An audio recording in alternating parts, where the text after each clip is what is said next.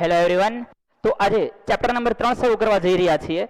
નામ છે mall concept. Mall concept એટલે ચેપ્ટરનું નામ છે પરમાણુઓ અને અણુઓ. એ પછી ચેપ્ટર નંબર 4 આવશે પરમાણુનું બંધારણ. તો ચેપ્ટર નંબર 3 પર શરૂ કરીએ પરમાણુઓ અને અણુઓ. પરમાણુ શું છે, અણુ શું છે, સ્ટ્રક્ચર શું છે, બહુ ઇમ્પોર્ટન્ટ ચેપ્ટર છે. આમાંથી સૌથી વધારે એનટીએસસી ની અંદર એમસીક્યુ આવવાની પ્રોબેબિલિટી છે. તો સૌથી પહેલા વાત કરીએ તો પરમાણુની શોધ છે. બહુ નાની થિયરીઓ તરફ નથી જતો. સૌથી પહેલા પરમાણુની શોધ કરવા જઈએ, શોધ જોવા જઈએ તો એ આપણા ઇન્ડિયાના ભારતના એક મહર્ષિ કણાદે એનું સંશોધન કરેલું, બટ થિયરી ન હોવાના કારણે એ ફેલ ગયેલું. એ વૈજ્ઞાનિક નતા, તત્વજ્ઞાની હતા. તો એ 4 તત્વજ્ઞાની જે પૈકી 2 ભારતના હતા. કયા કયા નામ બોલી જાવ? મહર્ષિ કણાદ અને પકુધા કાત્યાયન. આ બંને પાસે કોઈ પ્રૂફ નહોતું. એને એવું કીધું કોઈ પરમાણુના કટ એક કોઈ તત્વ છે એનો કટ કરો, અડધો કટકો કરો, એનો અડધો ભાગ કરો, એનો અડધો ભાગ કરો. એક સમય એવો આવશે કે ફરીવાર તમે એનો ફરીવાર કટકો નહીં કરી શકો. એ જે ફરીવાર નહીં અડધો ભાગ થઈ શકે એને શું નામ આપ્યું? પરમાણુ. એટલે કે એક એવું કણ કે જે સંપૂર્ણપણે અવિભાજ્ય છે. ક્લિયર? એ પછી 2 ગ્રીક તત્વજ્ઞાનીઓ આવ્યા, લ્યુસિપસ અને ડેમોક્રિટસ. આ બંને પણ ફેલ થયા કારણ કે આ લોકો પાસે કોઈ થિયરી નહોતી. એ પછી ઘણા બધા વર્ષો પછી લેવિઝર નામના સાયન્ટિસ્ટે આ થિયરી પ્રૂફ કરી અને છેલ્લે એવું સાબિત થયું કે ભાઈ છેલ્લો એક તત્વનો પરમાણુ છે, તત્વનો નાનો એકમ છે, એનો પાયાનો એકમ છે, એ બીજું કંઈ જ નહીં પરંતુ એ પરમાણુ છે.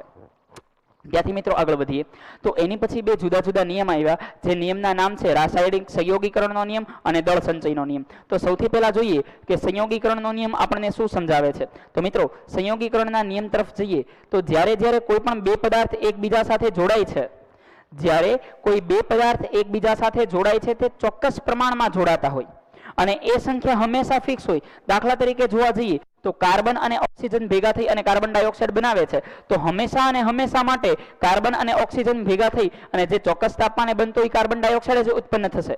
હવે એવું બનતું હોય કે ઓક્સિજનની માત્રા બહુ વધારે વધી ગઈ તો એ કાર્બન ડાયોક્સાઇડની બદલે ટ્રાયોક્સાઇડ કે ટેટ્રાઓક્સાઇડ, CO2 ની બદલે 3 કે 4 કાર્બનના અણુ આવી જશે નહીં. તો એક ચોક્કસ પ્રકારની માત્રા ફિક્સ હોય જેને આપણે રાસાયણિક સંયોગીકરણના નિયમ તરીકે ઓળખીએ છીએ. સેકન્ડ થિંગ, દળ સંચયનો નિયમ આપણને શું શીખવાડે છે? ફરી એકવાર એની પહેલા રાસાયણિક સંયોગીકરણનો નિયમ રિપીટ કરી દઉં કે જ્યારે 2 પદાર્થ એકબીજા સાથે જોડાય અને જે કોઈ ચોક્કસ સંયોજન બનાવે છે એ ચોક્કસ સંયોજન કોન્સ્ટન્ટ છે. હંમેશા હાઇડ્રોજન અને ઓક્સિજન ભેગા થઈને એ ચોક્કસ તાપમાને ચોક્કસ દબાણે પાણી જ બનાવતા હોય તો એ હંમેશા પાણી જ બનાવશે. હાઇડ્રોજન વધી ગયા હોય તો H5O કે H6O નહીં બનાવે, એ H2O જ બનાવશે. ક્લિયર? ચલો વધીએ આગળ. હવે પછી સમજીએ કે દળ સંચયનો નિયમ શું છે. તો દળ સંચયનો નિયમ મિત્રો આપણને એ શીખવે છે, એની પછીનો હેડિંગ મારું દળ સંચયનો નિયમ. દળ સંચયનો નિયમ મિત્રો આપણને એ શીખવાડે છે કે જ્યારે કોઈ પણ એક પદાર્થ છે એના વજન એટલે કે એનું દળ જોવા જઈએ એ કોઈ પણ રાસાયણિક પ્રક્રિયા દરમિયાન પ્રક્રિયકોનું જેટલું દળ હોય એટલું જ દળ નિપજનું જોવા મળે છે, જે ફરીવાર આપણે પહેલા ચેપ્ટરની અંદર સ્ટડી કરી ગયા છીએ કે આ માટે જ પ્રક્રિયાને બેલેન્સ કરવી એ ખૂબ નેસેસરી છે. દાખલા તરીકે અહીંયા 12 ગ્રામ કાર્બનને 12 ગ્રામ લીધો હોય અને ઓક્સિજન 32 ગ્રામ લીધો હોય, એના આણ્વીય દળ જેટલો ઓક્સિજન લેવામાં આવે, એના આણ્વીય દળ જેટલો કાર્બન લેવામાં આવે, તો આ 12 અને 32 પ્રક્રિયકનું દળ કેટલું થયું? તો કે 44 ગ્રામ જેટલું થયું. તો એનો મિનિંગ એવો થાય કે નિપજમાં આપણને જે પણ પ્રકારનું નિપજ મળે છે એ ફરજિયાત નેસેસરી 44 ગ્રામ જ મળશે. કેમ? તો કે દળનો ક્યારેય વિનાશ થતો નથી, દળ ક્યારેય ઉત્પન્ન થતું નથી. માત્ર એક પરમાણુ અણુ કે સંયોજનમાંથી બીજા અણુ કે સંયોજનની અંદર એ રૂપાંતરણ થતું મિત્રો આપણને જોવા મળે છે. કાર્બન ડાયોક્સાઇડનું વજન જોઈએ તો કાર્બનનું કેટલું લીધું હતું? તો કે 12 ગ્રામ વત્તા ઓક્સિજનનું કેટલું છે? 32 ગ્રામ. તો ટોટલ અહીંયા થશે 44 ગ્રામ. એટલે કે દળનો ક્યારેય વિનાશ થતો શક્ય જોવા મળતો નથી. દળ હંમેશા અચળ રહે છે. કઈ બાજુએ? તો કે પ્રક્રિયક અને નિપજની બાજુએ હંમેશા દળનો જથ્થો કેવો હોય છે? અચળ હોય છે. ખાસ યાદ રાખજો. ક્લિયર? ચલો મારો સ્ક્રીનશોટ આગળ વધીએ. ક્લિયર? 3, 2, 1 આગળ વધું છું. એ પછી મિત્રો આપણે જોવા જઈએ તો કોઈ પણ હવે આવા એમસીક્યુ પૂછી શકે કે આની અંદર આટલા કાર્બન જેમ હાઇડ્રોજનનું પ્રમાણ કેટલું, હાઇડ્રોજન જેમ ઓક્સિજનનું દળથી પ્રમાણ કેટલું. તો દળથી પ્રમાણ અને સંખ્યાથી પ્રમાણ શીખી લઈએ. દાખલા તરીકે જોવા જઈએ તો NaCl ની અંદર સોડિયમ અને ક્લોરીનનું સંખ્યાથી પ્રમાણ જોવા જઈએ તો સંખ્યાથી પ્રમાણ 1:1 આવે છે. અહીંયા 1 સોડિયમ છે, 1 ક્લોરીન છે. પણ દળથી તેનો ગુણોત્તર જોઈએ, દળથી તેનું પ્રમાણ જોઈએ તો ઈ કેટલું છે? તો કે સોડિયમનું 23 દળ છે, 23 યુનિફાઈડ માસ. 1 થી 20 ના દરેકને દળ આવડતા હોવા જોઈએ. એનટીએસસી ની એક્ઝામ આપો છો, એની પ્રિપેરેશન કરો છો, 1 થી 20 ના દળ ફરજિયાતપણે તમને બધાને આવડતા હોવા જોઈએ. 23 જેમ ક્લોરીનનું દળ કેટલું છે તો કે 35.5 આ એનો દળથી ગુણોત્તર થયો, ઉપરનો જે ગુણોત્તર થયો એની સંખ્યાથી ગુણોત્તર થયો. જો ક્વેશ્ચન પૂછે તો ખાસ જોજો, મોટે ભાગે એ લોકો 90% દળથી ગુણોત્તર પૂછે છે, ઘણી બધી વાર એ સંખ્યાથી ગુણોત્તર પણ તમને પૂછી લેશે. ત્યારબાદ આગળ વધીએ તો Na2CO3 અથવા તો એક બીજું લઈએ H2O જે તમને બહુ ઇઝીલી આવડે છે. તો હાઇડ્રોજન જેમ ઓક્સિજનનો સંખ્યાથી ગુણોત્તર કેટલો થયો તો કે 2:1. આ એનો ગુણોત્તર થયો સંખ્યાથી. અને મિત્રો આપણે એનો દળથી ગુણોત્તર જોઈએ તો આનો દળથી ગુણોત્તર કેટલો થાય છે તો કે હાઇડ્રોજનનું દળ કેટલું છે તો કે 1. એવા 2 હાઇડ્રોજન છે અને ઓક્સિજનનું દળ કેટલું છે 16. 2 × 2 2:16 8 થી કટ થશે 2 × 8 16 2 × 2. તો હાઇડ્રોજન અને ઓક્સિજનનો જે દળથી ગુણોત્તર થાય છે એ 1:8 થાય છે. આ જ રીતે એમોનિયાનો પૂછે તો તમને આવડવું જોઈએ. દળ મોટે ભાગે દળથી પૂછે છે ને, નાઇટ્રોજનનું 14 અને હાઇડ્રોજનનું 3 × 3 તો 14:3 એ એમોનિયાનો દળથી ગુણોત્તર થશે. ક્લિયર? ચલો નોટ ડાઉન કરો, સ્ક્રીનશોટ પાડો. 3 2 1 આગળ વધીએ છીએ. એની પછી માટે આગળ વધીએ તો દળ સંચયનો નિયમ તમે સમજી લીધો, રાસાયણિક સંયોગીકરણનો નિયમ સમજી લીધો, દળથી અને બીજી રીતે ગુણોત્તર, દળથી અને સંખ્યાથી આપણે ગુણોત્તર સમજી લીધો. હવે એની પછીના તત્વ પર જઈએ, એની પછીના ટોપિક પર જઈએ તો પરમાણ્વીયતા એટલે શું. એની પછીનો ટોપિક છે પરમાણ્વીયતા એટલે શું. એ પરમાણ્વીયતા પહેલા એ સમજી લઈએ મિત્રો આપણે કે જ્યારે આ પિરિયોડિક ટેબલે સંજ્ઞાઓ આપી, એ સંજ્ઞા નહોતી ત્યારે સિમ્બોલ હતા. એ સિમ્બોલ કયા કયા હતા, કેવા હતા, તો એ સિમ્બોલ તમારે એકવાર જોઈ લેવાના છે. દરેક સિમ્બોલનું હું અહીંયા આગળ એક્સપ્લેનેશન નથી આપતો. સલ્ફરની ચોકડી હતી, પેલું જે ફોસ્ફરસ હોય તો મર્સિડીઝની સાઇન હતી. ક્લિયર? તો આ બધા જે બર્ઝેલિયસ સાઇન છે, બર્ઝેલિયસ સાઇન એકવાર તમે જોઈ લેશો તો આવડી જશે. એકચ્યુઅલી બર્ઝેલિયસ સાઇન ઘણી બધી છે પણ ટેક્સ્ટબુકમાં એ માત્ર ને માત્ર 12 સાઇન આપી દીધેલી છે. એ પછી જોવા જઈએ તો IUPAC ની રચના થઈ. IUPAC ની રચના ઘણા બધા તત્વો શોધાવા માંડ્યા. હવે એકચ્યુઅલી જોવા જઈએ તો એની પાસે 2 ઓપ્શન હતા IUPAC પાસે. એક એ સંજ્ઞા આપે, બીજું એ સિમ્બોલ આપે. હવે સંજ્ઞા કરતા સિમ્બોલ યાદ રાખવા અઘરા પડતા હતા મગજની અંદર, એટલે IUPAC નામ બદલી અને સીધી સંજ્ઞાઓ આવવા દીધી. IUPAC નું પૂરું નામ પૂછે તો નામ લખી લેજો, international union of pure and applied in chemistry. Repeat કરું છું, IUPAC નું પૂરું નામ international union of pure and applied in chemistry. Clear? તો IUPAC ની અંદર તમને IUPAC આવ્યું પછી કેવા કેવા ચેન્જીસ આવ્યા તો એની કન્ડિશન આ છે કે જ્યારે જો કોઈ તત્વનું નામ પડે તો એ તત્વની સંજ્ઞા, IUPAC જે નવા રૂલ લાવ્યો, નવા રૂલ એકવાર સમજી લઈએ. જો કોઈ તત્વની સંજ્ઞા એક જ આલ્ફાબેટની હોય તો એ આલ્ફાબેટ હંમેશા કેપિટલ જ હોવો જોઈએ. એ આલ્ફાબેટ હંમેશા કેવો હોવો જોઈએ, કેપિટલ હોવો જોઈએ. પરંતુ જો કોઈ તત્વની સંજ્ઞા 2 આલ્ફાબેટની હોય તો 2 આલ્ફાબેટ પૈકી પહેલો આલ્ફાબેટ છે એ કેપિટલ હોવો જોઈએ અને બીજો આલ્ફાબેટ છે એ હંમેશા કેવો હોવો જોઈએ, સ્મોલ હોવો જોઈએ. દાખલા તરીકે વાત કરીએ એક અક્ષરનો તો ઓક્સિજનમાં O, નાઇટ્રોજનમાં N, ફ્લોરિનમાં F, આ બધા એક અક્ષરના જ આલ્ફાબેટ વાળા હતા. પરંતુ દાખલા તરીકે વાત કરીએ મેગ્નેશિયમ તો મેગ્નેશિયમમાં M કેપિટલ છે અને G સ્મોલ છે, ક્લોરીનમાં C કેપિટલ છે, L સ્મોલ છે. ક્લિયર? સમજી રહ્યા છે જે બોલું છું? ચાલો આગળ વધીએ. હવે ઘણા બધા નામ છે એ લેટિન નામ ઉપરથી આવેલા છે. દાખલા તરીકે વાત કરીએ તો સોડિયમનું એક્ચ્યુઅલ લેટિન નામ શું છે તો કે સોડિયમનું એક્ચ્યુઅલ લેટિન નામ છે નેટ્રિયમ. ફરીવાર સોડિયમનું લેટિન નામ, સોડિયમમાં S આવવો જોઈએ, SO આવવો જોઈએ, પણ એ બધી સંજ્ઞા બીજાને અપાઈ ગયેલી એટલે સોડિયમનું નામ છે નેટ્રિયમ. નેટ્રિયમ નામ ઉપરથી એની સાઇન આવેલી છે એને. વાત કરીએ પોટેશિયમની તો પોટેશિયમની એક્ચ્યુઅલ નામ શું છે? એક્ચ્યુઅલ નામ મીન્સ લેટિન નામ શું છે? એક્ચ્યુઅલ નામ પોટેશિયમ જ છે, બટ લેટિન નામ શું છે તો કે પોટેશિયમનું લેટિન નામ કેલિયમ. એ કેલિયમ ઉપરથી એની સંજ્ઞા આવેલી છે કે. પણ આપણે બે વસ્તુ શું યાદ રાખવાની કે ફરજિયાત જો એક અક્ષરની સાઇન હોય તો કેપિટલ હોવી જોઈએ, 2 અક્ષરની સાઇન હોય તો પહેલી કેપિટલ બીજી સ્મોલ હોવી જોઈએ. આ નાની નાની વસ્તુ ઉપર ખાસ ધ્યાન રાખજો. એ પછી આવી જઈએ ત્યાંથી આગળ જઈએ તો હવે સમજીએ પરમાણ્વીયતા એટલે શું. તો કે પરમાણ્વીયતા, ચલો નોટ ડાઉન કરો, આગળ વધુ 3 2 1. હવે વાત કરીએ મિત્રો આપણે પરમાણ્વીયતાની. તો પરમાણ્વીયતા શું દર્શાવે છે તો કે કોઈ પણ પરમાણુ છે, કોઈ પણ અણુ કે પરમાણુ એ શું સ્વતંત્ર અસ્તિત્વ ધરાવે છે કે બીજા સાથે જોડાઈને અસ્તિત્વ ધરાવે છે. જો એ સ્વતંત્ર અસ્તિત્વ ધરાવતો હશે તો એવું કહી શકાય કે તેની પરમાણ્વીયતા 1 છે. પરંતુ જો તે પરમાણુ એ બીજા સાથે જોડાયેલો હશે તો તેની પરમાણ્વીયતા 1 કરતાં વધારે છે. દાખલા તરીકે વાત કરીએ તો હાઇડ્રોજન ક્યારેય એકલો અસ્તિત્વ ધરાવી શકતો નથી. હાઇડ્રોજન હંમેશા H2 માં જ હોય, નાઇટ્રોજન N2 માં જ હોય, ઓક્સિજન O2 માં જ હોય, ક્લોરીન Cl2 માં જ હોય. તો મિત્રો એવું કહી શકાય કે આ બધાની પરમાણ્વીયતા કેટલી છે? 2. આ શું લખું છું હું? પરમાણ્વીયતા. ક્લિયર? પછી સિંગલ એટમની વાત કરીએ તો સિંગલ એટમની અંદર હિલિયમ, નિયોન, આર્ગોન, ક્રિપ્ટોન, એની પછી ઝેનોન, રેડોન, પછી કોઈ પણ પ્રકારની કોઈ પણ ધાતુ છે, કોઈ પણ ધાતુ છે, અહીંયા લિસ્ટ બનાવીએ. Helium, neon, argon, krypton, xenon અને રેડોન, ઇન શોર્ટ કોઈ પણ પ્રકારના નિષ્ક્રિય વાયુઓ હવે નિષ્ક્રિયમાં નામ તમે જાતે લખી લેજો. ચલો લખી દઉં. હિલિયમ, નિયોન, આર્ગોન, ક્રિપ્ટોન, આ બધા જે તમારે અહીંયા સુધી આવશે. અને કોઈ પણ ધાતુઓ હવે ધાતુઓની અંદર કોનો સમાવેશ થશે? Sodium, magnesium, aluminium, lithium, sodium, magnesium, aluminium, lithium, copper, Fe. કોઈ પણ જ્યારે ધાતુ હોય તો એ ધાતુની પરમાણુયતા હંમેશા કેટલી હશે ડિયર ફ્રેન્ડ? તો એ ધાતુની પરમાણુયતા એક જ હશે. ક્લિયર? ચલો આગળ વધીએ. એવો કોઈ અણુ કયો છે કે જેની પરમાણુયતા 3 છે ને બધા પરમાણુ સમાન હોવા જોઈએ? તો કે એ છે ઓઝોન, O3. આની પરમાણુયતા કેટલી છે ડિયર ફ્રેન્ડ્સ? 3 છે. હવે તમને આ જુદો અણુ પૂછે, જો આમાં કેવું છે સ્ટ્રક્ચર સમાન છે, બધા ઓક્સિજન નથી, આમાં એક કાર્બન એક ઓક્સિજન છે, તો આવો પણ પૂછી શકે. આની પરમાણુયતા પણ 3 છે, એક કાર્બન અને 2 ઓક્સિજન. H2O તો આની પરમાણુયતા પણ કેટલી છે? 3 છે. ખાસ કરીને કોઈક મોટા સવાલ પૂછવા હોય તો આવું પૂછે K2Cr2O7 આની પરમાણુયતા કેટલી છે? તો કે 7 ને 2 9 ને 2 11. આ રીતે ડિયર ફ્રેન્ડ્સ પરમાણુયતા છે એ ગણી શકાય. ક્લિયર. હવે સલ્ફરની પરમાણુયતા અને ફોસ્ફરસની પરમાણુયતા જોઈ લઈએ.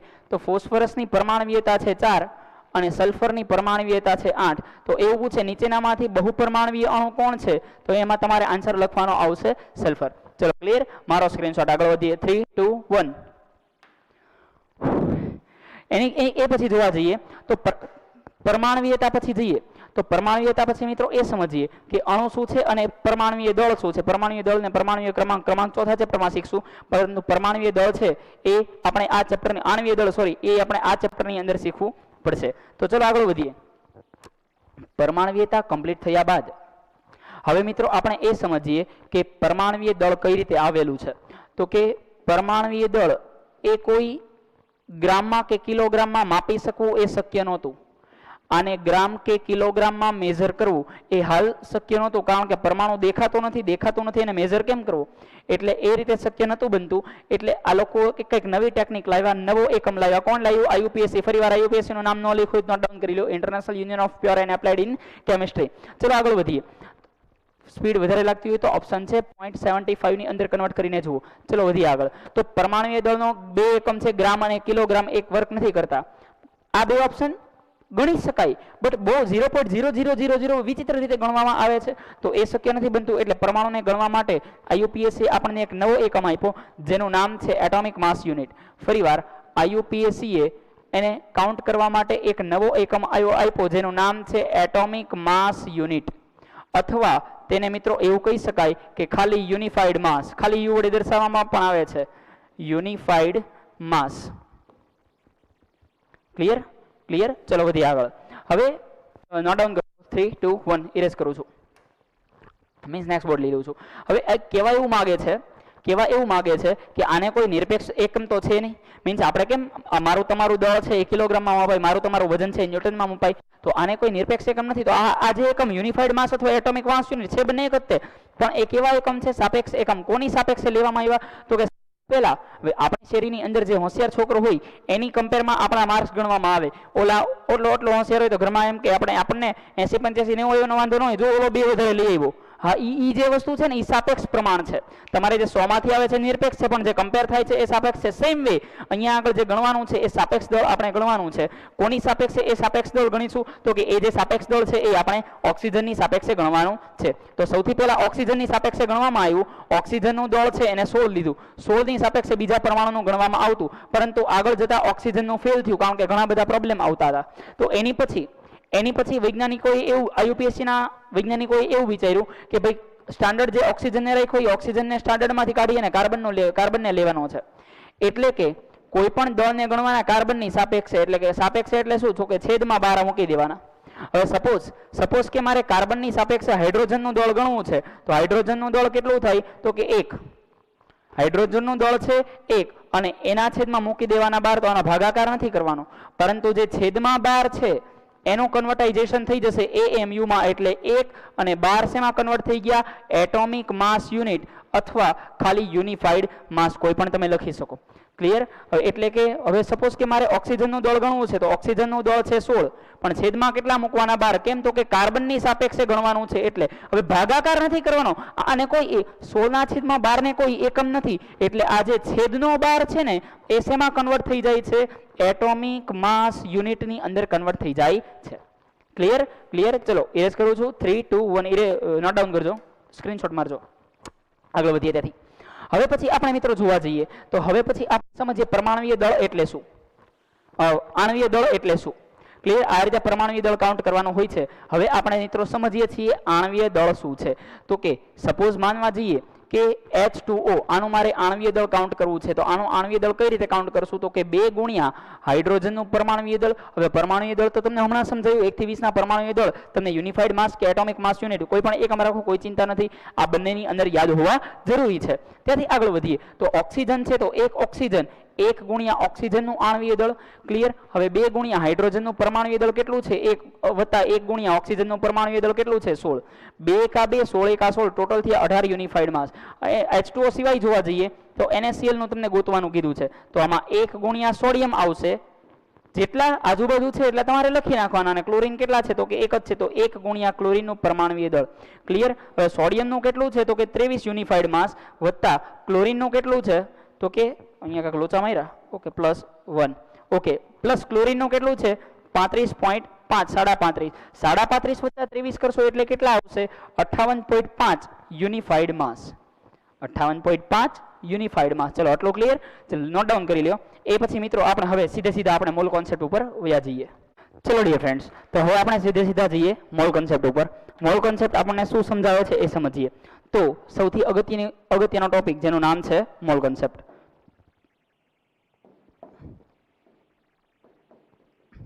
એટલે કે મોલ સંકલ્પના. મોલ કોન્સેપ્ટ આપણને શું સમજાવે છે? સી, આ એક પ્રકારનો ગણતરીનો એકમ છે. જનરલી આપણે કોઈ પણ વસ્તુને નંગમાં કાઉન્ટ કરીએ છીએ કે ભાઈ આટલા બધા નંગ છે. નંગ મીન્સ, હું તમારી વાત નથી કરતો, નહીં, તમે તો બહુ સારા વ્યક્તિઓ છો, આ તો અમુકની વાત કરી.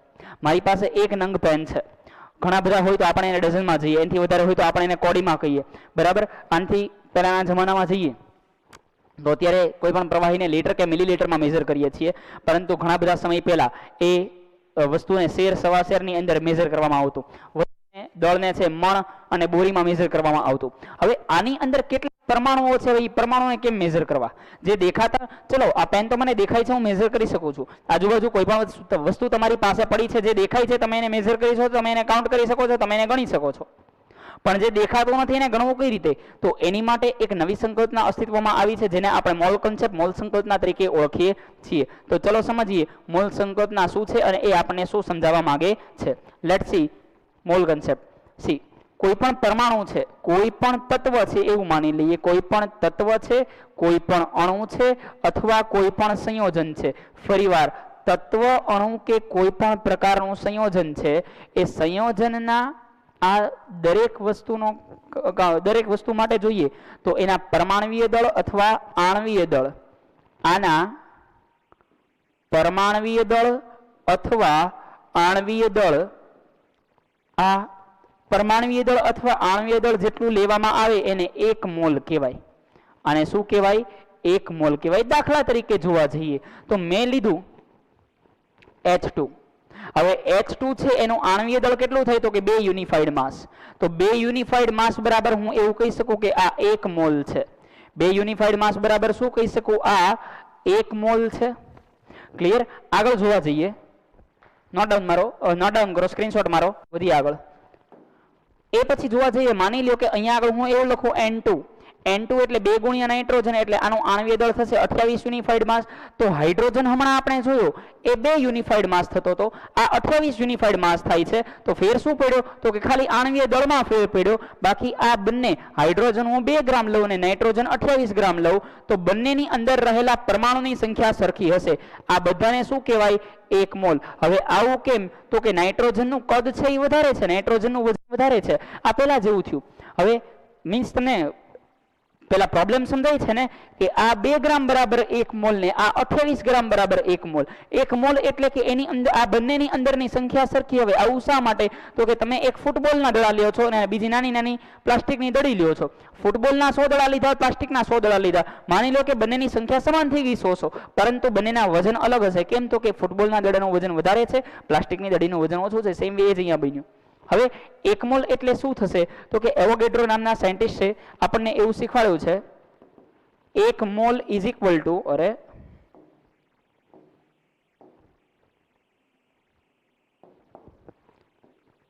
1 મોલ ઇઝ ઇક્વલ ટુ 6.022 ગુણ્યા 10 ની 23 ઘાત આટલા અણુ પરમાણુ આયન થાય. 6.022 ગુણ્યા 10 ની 23 ઘાત આ શું થયું? તો કે અણુ પરમાણુ અથવા આયનની સંખ્યા મળે છે. ફરીવાર આટલા શું જોવા મળે છે? અણુ, પરમાણુ. અણુ હોય તો અણુની સંખ્યા, પરમાણુ હોય તો પરમાણુની સંખ્યા, અને આયન હોય તો મિત્રો આયનની સંખ્યા જોવા મળે છે. અણુ, પરમાણુ કે આયન કેટલા? તો કે 6.022 ગુણ્યા 10 ની 23 ઘાત જેટલા જોવા મળે છે. ક્લિયર? ચલો નોટ ડાઉન કરો, આગળ વધું છું. 3, 2, 1. એ પછી આગળ વધીએ. તો મિત્રો હવે એ સમજવા જઈએ કે કઈ રીતના દાખલા તમને પૂછાઈ શકે. તો આના દાખલાના જે ફોર્મ્યુલાસ છે, ફોર્મ્યુલાસ તમારી સામે રજૂ કરું છું. આઈ હોપ તમારી પાસે જૂનું નોટ ડાઉન છે, 9મા ધોરણની અંદરનું પડ્યું હશે, અને 9મા ધોરણનું અંદરનું નોટ ડાઉન પડ્યું હશે એ તમને ઘણું બધું કામ લાગશે. ચલો વધીએ આગળ. તો હવે એ સમજીએ કે કઈ રીતના ન્યુમેરિકલ્સ આવી શકે. તો કે સૌથી પહેલા તો તમને મોલ શોધવાના પૂછે. મોલ પહેલા આણ્વીય દળ પૂછે. ઇન શોર્ટ કોઈ ન્યુમેરિકલની અંદર જો કોઈ દાખલાની અંદર તમને સંખ્યા પૂછેલી હોય, જો કોઈ દાખલાની અંદર તમને અણુની સંખ્યા, હવે સંખ્યા એટલે અણુ, પરમાણુ, આયન કોઈ પણ હોય, જો માની લો કે તમને સંખ્યા પૂછેલી છે તો એની ફોર્મ્યુલામાં અમુક સ્ટેપ છે, એ સ્ટેપને આપણે ફોલો કરીએ તો સૌથી પહેલું સ્ટેપ તમારે શું કરવાનું? તો કે સૌથી પહેલા સ્ટેપમાં તમારે આણ્વીય દળ કાઉન્ટ કરવાનું. અણુ હોય તો આણ્વીય દળ અને પરમાણુ હોય તો પરમાણ્વીય દળ. આઈધર તમને આપેલું હશે અથવા કાઉન્ટ કરવાનું રહેશે. ચલો આણ્વીય દળ કાઉન્ટ કર્યા પછી તમારે મોલ કાઉન્ટ કરવાના. શું કાઉન્ટ કરવાના? મોલ. સર મોલ કઈ રીતે શોધી શકાશે? તો કે મોલનું સૂત્ર છે મોલ બરાબર દળના છેદમાં. દળ અને આણ્વીય દળ અલગ અલગ છે. આણ્વીય દળ એટલે યુનિફાઈડ માસ અથવા એટોમિક યુનિફાઈડ માસની અંદર એટોમિક માસ યુનિટની અંદર કાઉન્ટ કરવામાં આવે છે. પરંતુ દળ છે એ જ્યારે ગ્રામમાં આપવામાં આવશે. ભૂલ ના પડે, જોજો દળ ગ્રામમાં આવશે અને જે આણ્વીય દળ અથવા પરમાણ્વીય દળ છે એ એટોમિક માસ યુનિટ અથવા યુનિફાઈડ માસની અંદર મિત્રો મેળવવામાં આવશે. ચલો ત્યાંથી આગળ વધીએ તો મોલ ઇઝ ઇક્વલ ટુ એવું કહી શકાય દળના છેદમાં આણ્વીય દળ. અણુ હોય તો આણ્વીય દળ લાગશે અથવા પરમાણુ હોય તો શું લાગશે? પરમાણ્વીય દળ. આ બેમાંથી કોઈ પણ દળ લખો તો ચાલશે. અણુ હોય તો આણ્વીય દળ અથવા પરમાણુ હોય તો કેવું દળ લખવું પડશે? તમારે પરમાણ્વીય દળ લખવું પડશે. ચલો વધીએ આગળ. અને છેલ્લે આપણે વાત કરીએ સંખ્યા. તો સંખ્યાનો મિનિંગ શું થશે? સંખ્યા કઈ રીતે મિત્રો આપણે કાઉન્ટ કરશું? તો કે સંખ્યાની ફોર્મ્યુલા છે સંખ્યા ઇઝ ઇક્વલ ટુ મોલ ગુણ્યા Na. Na એટલે કે નંબર ઓફ એવોગેડ્રો, જેને આપણે કહીએ છીએ 6.022 ગુણ્યા 10 ની 23 ઘાત. ચલો ડિયર ફ્રેન્ડ્સ નોટ ડાઉન કરીએ, હું આગળ વધું છું. 3, 2, 1. એટલે કે આ 3 સ્ટેપને આપણે ફોલો કરવાના રહેશે જ્યારે આપણને સંખ્યા શોધવાની કીધી હોય ત્યારે. આગળ વધીએ. હવે માની લો કે એક બે એક્ઝામ્પલ એની જેવા કાઉન્ટ કરી લઈએ કે તમને એવું કીધું છે 98 ગ્રામ H2SO4 ના મોલ શોધો. તો આમાં મોલ સુધી જ પૂછ્યું છે, આમાં સંખ્યા નહીં શોધી લેવાની. તો એટલે કે આમાં આપણે બે ફોર્મ્યુલાનો યુઝ કરવો પડશે.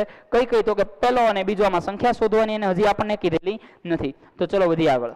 હવે આપણે એના મોલ શોધીએ. મોલ શોધવા માટે પહેલું સ્ટેપ કયું છે? તમે જો નોટ ડાઉન કર્યું, સ્ક્રીનશોટ પાડ્યો તો કે પહેલું સ્ટેપ છે આણ્વીય દળ. તો પહેલું સ્ટેપ આપણે આણ્વીય દળ કાઉન્ટ કરશું. H2SO4 નું આણ્વીય દળ કેટલું થાય? તો કે 2 ગુણ્યા હાઇડ્રોજનનું આણ્વીય દળ 1 વત્તા 1 ગુણ્યા સલ્ફરનું કેટલું થશે? 32 વત્તા 4 ગુણ્યા ઓક્સિજનનું કેટલું થશે? 16. 16 ચોક 64 ને 32 96, 96 ને 2 98. તો આનો આણ્વીય દળ મળ્યો આપણને 98 યુનિફાઈડ માસ. હવે એને આપણને મોલ કાઉન્ટ કરવાના કીધા છે. તો મોલ બરાબર શું થાય? તો કે મોલ બરાબર થશે દળના છેદમાં આ અણુ છે એટલે કે આણ્વીય દળ. દળ કેટલું મળે છે? તો કે 98 ગ્રામ જે રકમમાં આપેલું છે. આણ્વીય દળ કેટલું મળ્યું? તો કે 98 યુનિફાઈડ માસ. બંને કટ થઈ ગયા એટલે આપણને આન્સર મળ્યો 1 મોલ. હવે આપણને એવું કીધું છે કે એની સંખ્યા કાઉન્ટ કરો. તો સંખ્યા કાઉન્ટ કરવાની ફોર્મ્યુલા આપણી પાસે છે કે સંખ્યા બરાબર શું લખી શકાય? તો કે સંખ્યા બરાબર મિત્રો આપણે લખી શકીએ છીએ કે મોલ ગુણ્યા Na. મોલ ગુણ્યા number of Avogadro. Number of Avogadro mall કેટલા છે? 1. નંબર ઓફ એવોગેડ્રો કેટલો છે? 6.022 ગુણ્યા 1023 ઘાત. તો આ એક કાઉન્ટ કરો ના કરો કાંઈ ફેર નથી પડતો, એટલે આ તમારો બની ગયો આન્સર. ચલો clear dear friends, note down કરી લો. ચલો ક્લિયર. તો ત્યાંથી આપણે મિત્રો આગળ જઈએ. હવે ઘણી બધી વાર તમને એવું પૂછેલું હોય કે સંખ્યા મળી ગઈ છે, સંખ્યા આપેલી હોય, તમે સંખ્યામાંથી મોલ શોધવાના કીધા હોય. હવે સંખ્યા આપેલી છે, માની લો કે સંખ્યા દીધેલી છે 24.088 ગુણ્યા 1023 ઘાત. સોડિયમ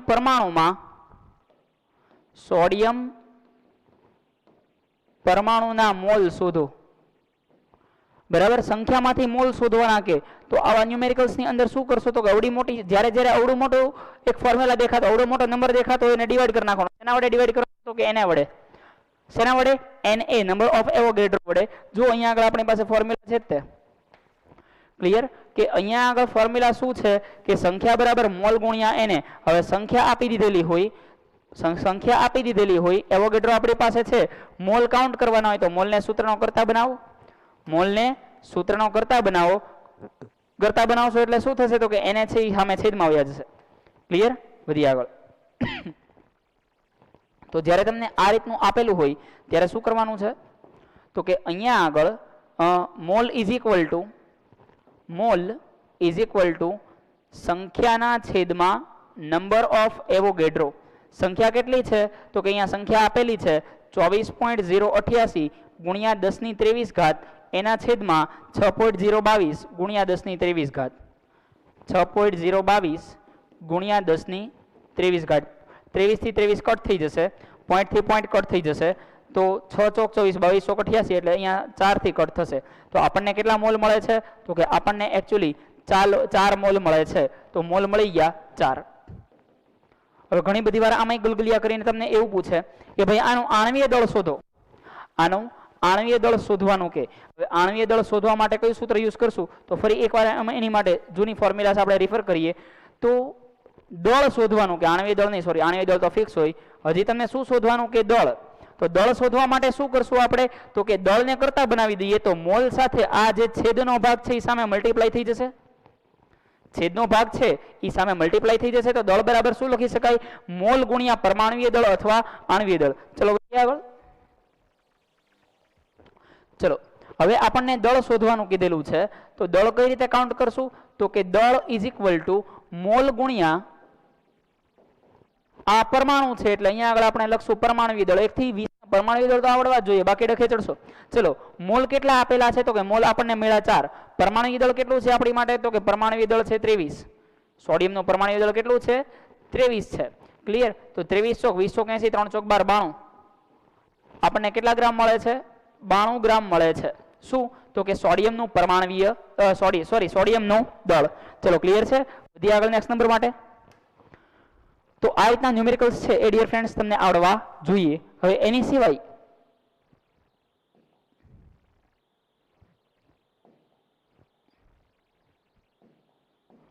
ઓકે એની સિવાય ઘણી બધી વાર તમને સાદા સંયોજનો પૂછે છે. ઓકે એની સિવાયની એક ડાલ્ટનની થિયરી છે. એ ડાલ્ટનની થિયરી આપણે સમજી લઈએ. ડાલ્ટન નામનો સાયન્ટિસ્ટ આવ્યો, એને એક પરમાણુ છે એ અવિભાજ્ય છે એવી એક થિયરી બહાર પાડી, જ્હોન ડાલ્ટન નામના સાયન્ટિસ્ટે. તો એની થિયરી એવું સમજાવે છે, આગળ જઈને આ થિયરી સંપૂર્ણપણે ખોટી પડી, પણ એ સમયે જ્યારે ડાલ્ટન નામના સાયન્ટિસ્ટે આ થિયરી બહાર પાડેલી ત્યારે 70, 80, 90 વર્ષ માટે આ થિયરી સાચી હતી. ક્લિયર? જે મેં તમને શરૂઆતમાં કીધું કે પરમાણુની જે શરૂઆત છે એ લેવિઝર નામના સાયન્ટિસ્ટે કરી, ત્યાંથી આપણે આગળ જઈએ તો ડાલ્ટન નામના સાયન્ટિસ્ટે શું કીધું કે પરમાણુ છે દુનિયાનો સૌથી નાનામાં નાનો અવિભાજ્ય કણ છે, એનાથી નાનો એક કણ બનવો શક્ય નથી. પરંતુ જ્યારે પ્રોટોન અને ઇલેક્ટ્રોનની શોધ થઈ, એ પ્રોટોન અને ઇલેક્ટ્રોનની શોધ થતાં એવું સાબિત થયું કે પરમાણુ છે એ વિભાજ્ય છે, એ અવિભાજ્ય નથી. 10મા ધોરણના 14મા ચેપ્ટરની અંદર પણ તમને શીખવાડ્યું કે જ્યારે ન્યુક્લિયર ઉર્જા છે એ વર્ક કરતી હોય, ન્યુક્લિયર ઉર્જામાં એક પરમાણુ પર એનર્જી આપતા એ 2 કટકામાં રૂપાંતરણ થાય છે. તો જ્યારે 2 કટકાની અંદર રૂપાંતરણ થાય છે તો એ શું સમજાવે છે કે પરમાણુ છે એ વિભાજ્ય છે. તો ડાલ્ટનની થિયરી ત્યાં આગળ જઈને ખોટી પડી ગઈ. પણ ડાલ્ટને એવું કીધેલું કે પરમાણુ એ સમયે બહુ સાચા હતા. જે પહેલી પરમાણુની સૌથી પહેલી થિયરી આપનાર સાયન્ટિસ્ટ હતા જ્હોન ડાલ્ટન. એને શું કીધું? દુનિયાનો સૌથી નાનામાં નાનો અવિભાજ્ય કણ છે એ પરમાણુ છે, જેનું વિભાજન ક્યારેય શક્ય બનતું નથી. એ પછી જોવા જઈએ તો એક સરખા પરમાણુ હોય તો એક સરખા પરમાણુનો સાઇઝ, એના રાસાયણિક ગુણધર્મો, એનો પરમાણુય દળ એ સમાન હોય. જેમ કે બે લોખંડના જ પરમાણુઓ છે તો લોખંડના પરમાણુની સાઇઝ, રાસાયણિક ગુણધર્મ અને દળ કેવું હશે? સરખું હશે. પરંતુ એક લોખંડ અને બીજું એલ્યુમિનિયમ આવી ગયું હોય તો લોખંડ એ એલ્યુમિનિયમથી તદ્દન કેવો પડે છે? અલગ પડે છે. લોખંડ અને એલ્યુમિનિયમની અંદર કોઈ સમાનતા જોવા મળતી નથી. એટલે કે એના રાસાયણિક ગુણધર્મો, એના કદ છે, એનો આણ્વીય દળ છે, એનો પરમાણુય દળ છે, આ દરેકની અંદર નાના મોટા ફેરફારો જોવા મળતા હશે. ત્યાંથી આગળ જઈએ તો પરમાણુઓ છે એ ચોક્કસ પ્રકારે રાસાયણિક સંયોગીકરણના નિયમને અનુસરે છે. એટલે કે જે આપણને લેવોઇઝરે બે રૂલ્સ આપેલા હતા, કયા કયા? રાસાયણિક સંયોગીકરણનો નિયમ અને દળ સંચયનો નિયમ. એ બે રૂલને સ્ટ્રિક્ટલી ફોલો કરે છે એવું આ સાયન્ટિસ્ટે પણ કીધું, એટલે કે જ્હોન ડાલ્ટને કીધું. એટલે કે જ્યારે જ્યારે પરમાણુઓ એકબીજા સાથે સંયોજાય છે ત્યારે એ નાની પૂર્ણાંક સંખ્યામાં સંયોજાય છે. આ ખાસ યાદ રાખજો, કારણ કે પરમાણુ અવિભાજ્ય નથી તો ઓબ્વિયસલી પૂર્ણાંક સંખ્યામાં સંયોજવાનો છે. ક્લિયર. ચલો આગળ વધીએ. ત્યાંથી મોલ થિયરી જે આપણે અત્યારે સ્ટડી કરી. ક્લિયર. તો મોલના થોડા ઘણા ન્યુમેરિકલ્સ છે એ મિત્રો આપણે અત્યારે સમજીએ.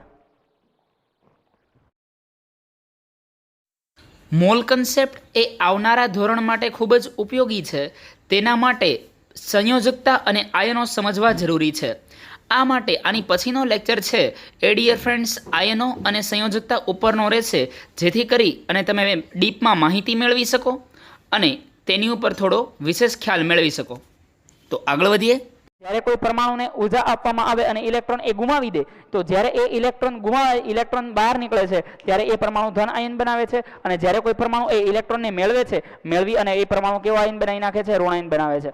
હવે એ જેટલા ઇલેક્ટ્રોન ગુમાવે કે મેળવે એની જે મહત્તમ ક્ષમતા છે એ મહત્તમ ક્ષમતાને આપણે સંયોજકતા તરીકે ઓળખીએ છીએ. દાખલા તરીકે વાત કરીએ તો ઓક્સિજનની આણ્વીય દળ છે, ઓક્સિજનનું પરમાણુય ક્રમાંક છે 8, એટલે એની ઇલેક્ટ્રોન રચના 2 6. તો આ ઓક્સિજન 2 ઇલેક્ટ્રોન મેળવશે, 2 ઇલેક્ટ્રોન મેળવીને O-2 બનાવશે. તો આ -2 છે એને એની શું કહી શકાય? સંયોજકતા, જેને આપણે વેલેન્સી તરીકે ઓળખીએ છીએ. અને સંયોજકતા કહી શકાય અથવા તેની વેલેન્સી કહી શકાય.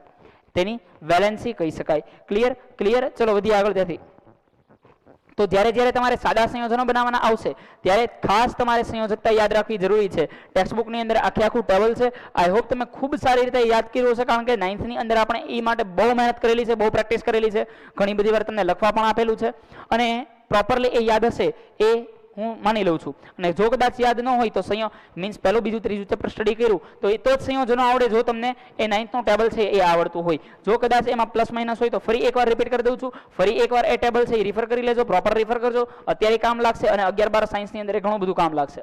ક્લિયર. ચલો વધીએ આગળ. તો સાદા સંયોજનો કઈ રીતે બને છે એ સમજીએ. સાદા સંયોજનો બનાવવા માટે એ ધનાયન અને ઋણાયન બે વસ્તુઓ ભેગી થાય છે. દાખલા તરીકે જોવા જઈએ તો કાર્બન ટેટ્રાક્લોરાઇડને આપણે ફોર્મ કરવો છે, કાર્બન ટેટ્રાક્લોરાઇડ બનાવવાનો છે. તો એ કઈ રીતે બનતો હશે? તો કે કાર્બન અને ક્લોરીન આ સંખ્યાને એ બધું કઈ રીતે નક્કી થાય? જ્યારે કોઈ પણ પરમાણુ, અમુક પરમાણુ એવા છે જેમ કે હાઇડ્રોજન છે, જેમ કે કાર્બન છે, એ હાઇડ્રોજન +1 ધરાવે છે, હાઇડ્રોજન -1 ધરાવે છે, કાર્બન +4 ધરાવે છે, કાર્બન -4 ધરાવે છે. ફોસ્ફરસ છે તો ફોસ્ફરસ છે એ +5 ધરાવે છે અને -3 ધરાવે છે. ઘણા બધા તત્વ આવા છે, પણ 9મા ધોરણના લેવલે આ 3 તત્વ આવા છે. તો આપણને ખબર કેમ પડશે કયો પ્લસ છે કયો માઇનસ છે? તો આ પ્લસ કે માઇનસ જાણવા માટે તમારે સંયોજન જોવાનું. કાર્બન ટેટ્રાક્લોરાઇડ, પહેલા કાર્બન આવ્યો તો જે તત્વ ડાબી બાજુએ જોવા મળે છે, જે તત્વ ડાબી બાજુએ જોવા મળશે એ હંમેશા ધન હશે, જે તત્વ જમણી બાજુએ જોવા મળશે એ ઋણ હશે. ફરી એકવાર, તમારી પાસે એક સંયોજન છે તો જે સંયોજન ડાબી બાજુ હશે એ ધન હશે, જે સંયોજન શું? જે તત્વ ડાબી બાજુ હશે ધન આયન હશે, જમણી બાજુ હશે એ તત્વ ઋણ આયન બનાવતું હશે. એવું આપણે અત્યારે યાદ રાખવાનું રહેશે. ચલો કાર્બન છે જેની અંદર ઘણો બધો ચેન્જ છે, પણ એ 11-12 સાયન્સની અંદર સમજશો. અત્યારે તમારે આ યાદ રાખવાનું છે. તો કાર્બનની વેલેન્સી +4 લેવી કે -4? તો કે +4. તો કે કેમ? તો કે કાર્બન ડાબી બાજુએ છે, ક્લોરીન -1. સામસામે આપણે ક્રોસ કરીએ. આ પણ તમને ખૂબ સારી રીતે આવડે છે, એટલે આની અંદર મેં સમય ન લેતા એક મોલ કન્સેપ્ટની અંદર થોડો સમય લીધો છે. આગળ જવા માટે એ પણ ખૂબ ઉપયોગી છે. તો અહીંયા આગળ જ્યારે આ રીતે આપણે ક્રોસ કરી નાખીએ ત્યારે પ્લસ અને માઇનસને આપણે થોડા સમય માટે ભૂલી જશું. કાર્બન કેટલા છે? 1 છે, અને ક્લોરીન કેટલા છે? 4 છે. તો કાર્બન 1 ક્લોરીન 4 એ કયું સંયોજન ફોર્મ કરે છે? Carbon tetrachloride, CCl4. પછી MCQ કેવા આવશે એ સમજી લઈએ. એક તત્વ, ઓકે, આ રીતના MCQ ખાસ પ્રેક્ટિસ કરજો કે કોઈ પણ એક તત્વ છે, M નામનું તત્વ એ ફોસ્ફેટ સાથે સંયોજાઈને MPO3 બનાવે છે.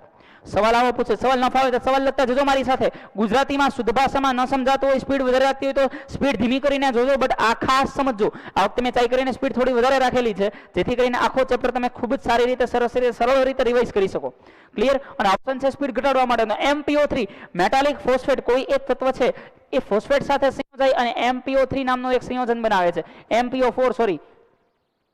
MPO4 નામનું એક સંયોજન બનાવે છે. તો આ તત્વ તો તે ક્લોરાઇડ સાથે કયું સંયોજન બનાવશે? તે ક્લોરીન સાથે કયું સંયોજન બનાવશે? જો M એ ફોસ્ફેટ સાથે MPO4 બનાવતું હોય તો M એ ક્લોરીન સાથે કયું સંયોજન બનાવશે? તો એ સંયોજન આ રીતે આપણે આવા MCQ ને ક્રેક કરીશું. તો કે ભાઈ M અને PO4, કારણ કે M ની વેલેન્સી જાણવી પડશે મારે.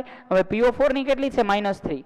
તો હવે અહીંયા આગળ અને અહીંયા આગળ આ -3 છે, તો અહીંયા આગળ 3 કે એવું કંઈ તો લખ્યું નથી, તો અહીંયા કેટલા હોવા જોઈએ? +3, કારણ કે અહીંયા C અહીંયા બંને જગ્યાએ 1 1 છે, અહીંયા બંને જગ્યાએ 1 1 છે, એટલે આ 3 ઉડી ગયેલા છે. 3 માં ઉડાડવા માટે મારે અહીંયા આગળ 3 ની બદલે 1 લાવવું હોય તો આને કેટલા વડે ભાગવા પડે? 3 વડે. એનો મતલબ કે મેટલ પણ કેટલી હશે? +3. 3 થી 3 કટ થઈ જશે, તો અહીંયા +1 વધશે, અહીંયા -1 વધશે. એટલે કે એકચ્યુઅલી જોવા જઈએ તો એકચ્યુઅલી મેટલની વેલેન્સી કેટલી છે? +3 છે. ક્લિયર? હવે એ જ વાત કરીએ ક્લોરીન સાથે. મેટલ અને ક્લોરીન, મેટલ છે એ +3 ઉપર છે, ક્લોરીન - ઉપર છે, તો આ -1 ઉપર છે. તો હવે અહીંયા આગળ કયું કમ્પાઉન્ડ ફોર્મ થશે? તો કે અહીંયા આગળ હવે મિત્રો સમજી શકાય, એક M અને Cl3, એટલે આ બનાવશે MCl3. ક્લિયર? આ રીતના MCQs છે એ આવી શકે. નોટ ડાઉન કરી લો, ઇરેઝ કરું છું. 3 2 1. હવે એવો સવાલ પૂછે, આની જોડે હજી સોલ્વ કરીએ કે કોઈ એક મેટલ છે એ સલ્ફેટ સાથે MSO4 ટ્વાઇસ બનાવે છે. બનાવે નહીં, પણ માની લો કે આ MSO4 ટ્વાઇસ બનાવે છે, તો આ જ મેટલ છે એ કાર્બોનેટ સાથે કયું સંયોજન બનાવશે? આ જ મેટલ છે એ કાર્બોનેટ સાથે કયું સંયોજન બનાવશે? તો અહીંયા આગળ આપણે આને સોલ્વ કરીએ, અથવા તો એવું કરીએ, અહીંયા MSO4 બનાવે છે, MSO4, તો આ સંયોજન છે કાર્બોનેટની બદલે ફોસ્ફેટ કરી લઈએ, થોડું કોમ્પ્લેક્સ બનશે એટલે. તો આ મેટલ છે એ PO4 સાથે કયું સંયોજન બનાવશે? તો આવા MCQs ખાસ કરીને આમાંથી ગલગલિયા કરીને પૂછતા હોય છે. ચલો આને સોલ્વ કરીએ. અહીંયા આગળ લખીએ M, અહીંયા આગળ લખીએ SO4. SO4 -2 વેલેન્સી ઉપર છે, તો મેટલ કેટલી અહીંયા આગળ તો 2 1 1 જ છે, તો મેટલ કેટલી વેલેન્સી ઉપર હશે? +2 વેલેન્સી ઉપર છે, તો જ બને કટ થઈને એક એક આવે. કટ થવાનો રૂલ તમને આવડતો હશે, બ્રેકેટનો લો તમને આવડતો હશે. ક્લિયર? સાવ એક લાઈન ટેક્સ્ટબુક નથી સ્ટડી કરાવતો તમને. આ જે મેઇન ટોપિક છે, બધા મોટા ભાગના મેઇન ટોપિક પ્રોપરલી કન્ટેન્ટ સાથે હું આવરી લઉં છું. ક્લિયર? ચલો આગળ વધીએ. તો આ M2SO4 2 છે, તો 2 થી 2 કટ થઈ જાય, તો 1 1 આવે, તો અહીંયા MSO4 બને છે. ઓકે, એટલે આ -2 છે, તો આ +2 હોવા જોઈએ. હવે અહીંયા આગળ જઈએ તો આનું અહીંયા કયું સંયોજન બનાવશે? અહીંયા PO4 છે, અહીંયા આગળ +2 છે, અહીંયા આગળ -3 છે. હવે +2 કેમ ખબર પડી? તો કે અહીંયા આગળ આપણે +2 સોલ્વ કર્યા, એટલે આપણને ખ્યાલ પડ્યો કે મેટલ છે એ +2 ઉપર છે. ચલો આગળ વધીએ. હવે અહીંયા આગળ મેટલ -3 છે, અહીંયા આગળ PO4 +2 છે, તો અહીંયા આગળ કયું સંકરણ બનશે? કયું સંયોજન બનશે? કયું કમ્પાઉન્ડ બનશે? M3PO4. અહીંયા આગળ બહુત પરમાણુય આયન છે, એટલે બ્રેકેટ લો લાગશે. 9મા ધોરણમાં બ્રેકેટ લો તમને શીખવાડેલો. M3PO4 twice. Clear dear friends? Hope clear થયું હશે. ચલો ફરી એકવાર નોટ ડાઉન કરી લ્યો, ત્યારબાદ મિત્રો આપણે આગળ વધીએ. 3 2 1. મોલ કન્સેપ્ટના આ રીતના ન્યુમેરિકલ આવશે. હજી એક કેવા આવી શકે? તો કે આણ્વીય દળ શોધવાનો. બહુ સિમ્પલ છે ને યાર. K2CO3 નું આણ્વીય દળ કાઉન્ટ કરો. K2CO3 નું આણ્વીય દળ શોધો. તો આવા આણ્વીય દળ ના આવે તો તમને આવડવા જોઈએ. 2 કે પોટેશિયમનું આણ્વીય દળ કેટલું છે? 39 છે. પોટેશિયમનું આણ્વીય દળ કેટલું છે? 39 છે, વત્તા કાર્બનનું કેટલું છે? 12 છે, વત્તા ઓક્સિજનનું કેટલું છે? 16 છે. તો હવે આવા સિમ્પલ ન્યુમેરિકલ્સ તમને આવડવા જોઈએ. 39 દુ 78, વત્તા 12, વત્તા 16 તેરી 48. 48 ને 12 60, 60 ને 70 130, 138 યુનિફાઈડ માસ. બરાબર છે ને? 100. ઓકે, 160 60 70 130 138 યુનિફાઈડ માસ એ આનો આન્સર આવશે. તો આ રીતના ન્યુમેરિકલ્સ પણ તમને આવડવા જોઈએ. આ જ રીતે મોલ કન્સેપ્ટના કોઈ પણ ન્યુમેરિકલ્સ છે એ આવી રીતે પૂછાય તો તમને બધી ફોર્મ્યુલાઝ આપી દીધેલી છે. ફોર્મ્યુલાઝ ઉપરથી તમારે ન્યુમેરિકલ કાઉન્ટ કરવાના રહેશે. નેક્સ્ટ લેક્ચરમાં નવા ચેપ્ટર સાથે. ત્યાં સુધી સારું વર્ક કરો, સારું રીડ કરો. Good luck to all. Good bye dear friends.